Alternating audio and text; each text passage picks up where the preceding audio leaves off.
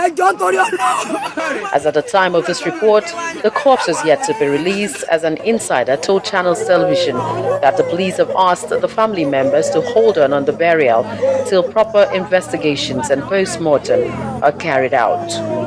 Loretta Chiogo, Channels Television News.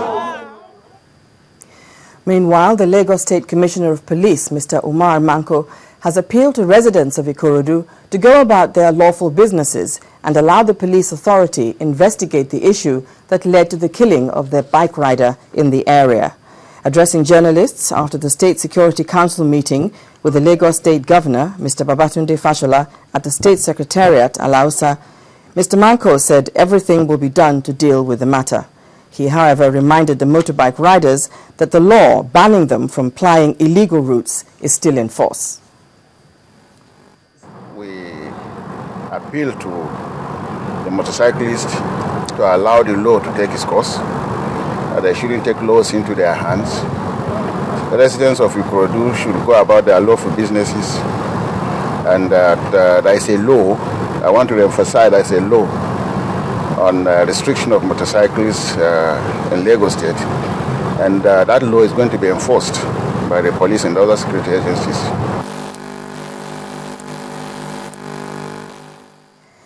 I'm now being joined on the news at 10 by Mr. Ikechukwu Ikeji, a legal practitioner. You're welcome to the news at 10. Thank you for having me. Well, this is just one more incident involving the police and civilians, which has ended up in the loss of life. Why does this keep happening? I think it's a failure of regulation and impunity.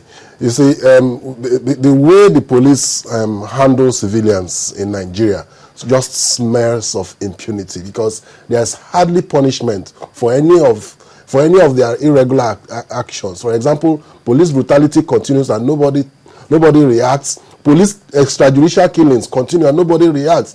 And the same police, look at what the Commissioner of Police just said here now. Instead of being remorseful as to what has happened, he is coming out to remind us again that the traffic law is still in force, without bearing reference whatsoever to the death of an innocent Okada rider. So I think it's a failure of regulation and poverty, paucity of external supervision of the Nigerian police. The only body that is given that power to supervise the Nigerian police externally is the Police Service Commission, and they are not doing their jobs properly, and that goes down into what you see transpiring presently with the abundant revelations of extrajudicial killings, extrajudicial intimidation, and arrant abuse of the rights of Nigerians under Section 33 of the 1999 Constitution as amended. But internally, within the police force,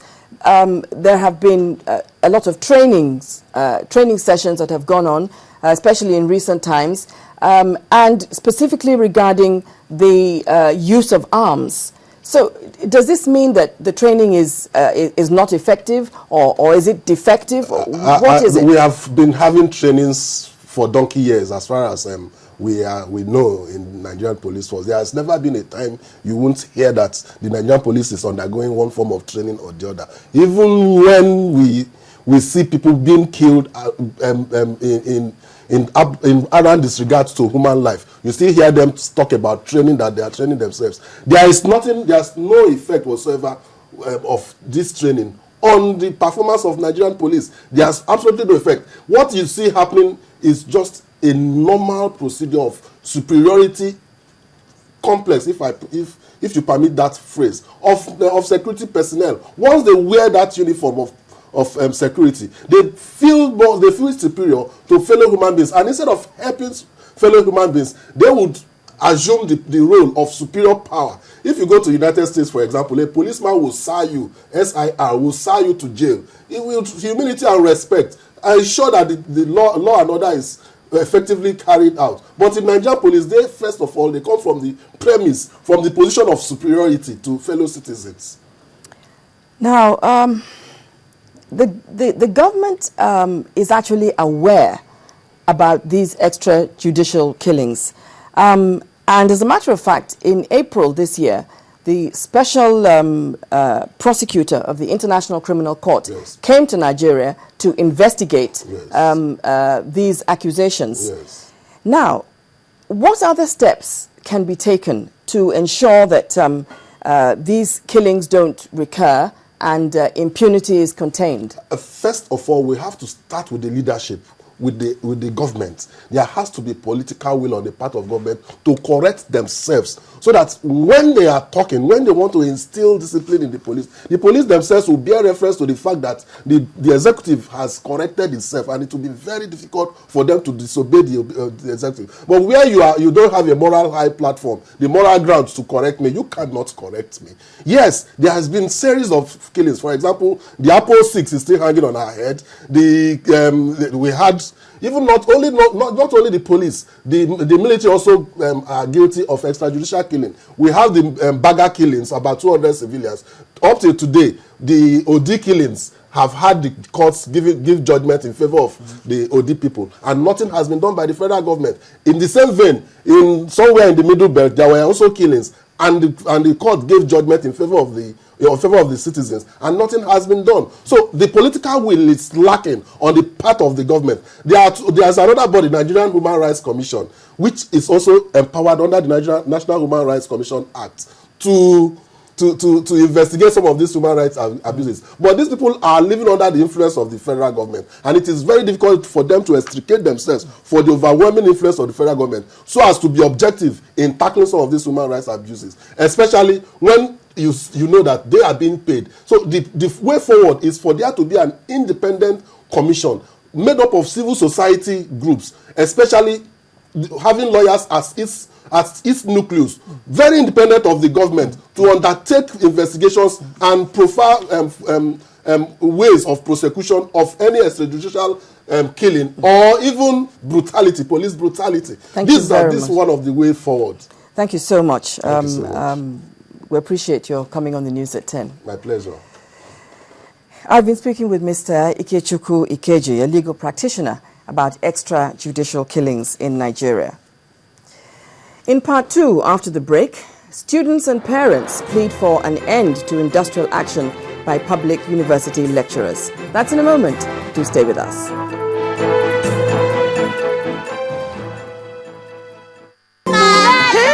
How are you? Yes, Grandma, what are you eating tonight? Indomie. There's no noodles like Indomie noodles. That's why generations of caring mothers trust Indomie. Mama do good, oh, she do good. Mama way good to us. She do good, she give us Indomie. She do good, Indomie sweet, well, Indomie.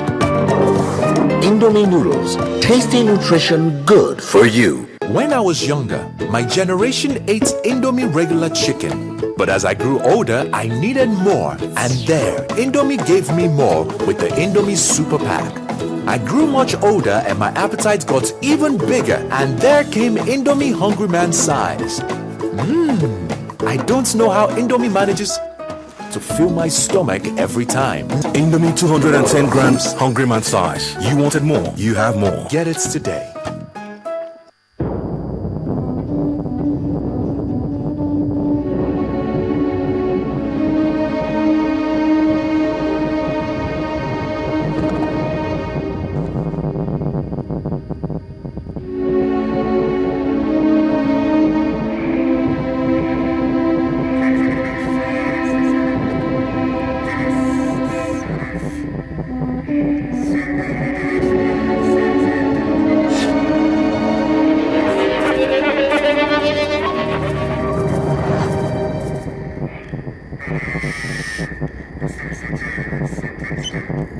Wherever and whatever your banking needs, Guarantee Trust Bank will be there, now and into the future. Because you're at the heart of everything we do. Guarantee Trust Bank, proudly African, truly international.